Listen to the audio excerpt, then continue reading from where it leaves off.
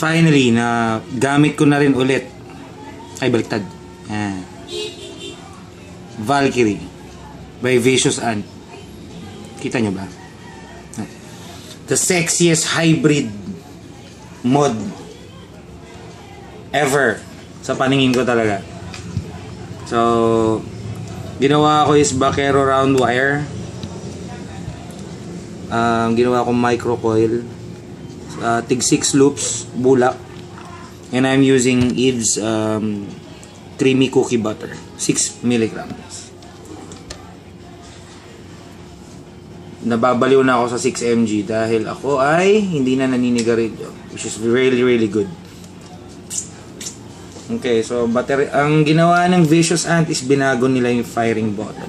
I'll be doing a full review on this one, pero so far para sa may mga Valkyrie mods dyan, ito na yung bagong firing pin, firing button, everything, firing cap, the entire firing assembly. So okay na siya. Nagkaroon lang na issue before, kaya medyo natagalan na i-release to, pero everything's working fine.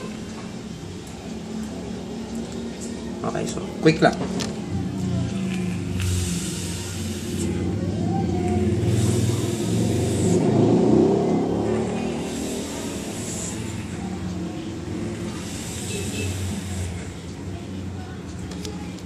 And I'm just using a laptop battery. So as far as I know, this is only 10 amps, right? Yan. Meron ako nung tig to 30 amps, pero ang lakas bumato nitong Valkyrie na to, kahit itong 10 amps lang. Para ka na rin naka 30. Something like that. Ay, hindi umabot yung baterya. Lumubog yung pin.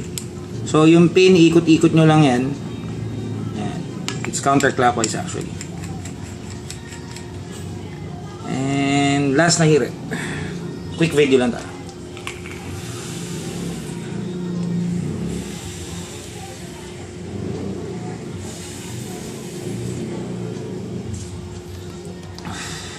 Valkyrie by Vicious Ant. Super sexy. Ganda oh. Sobrang ganda. And Eve. Sobrang sarap. Creamy cookie butter. Bake on!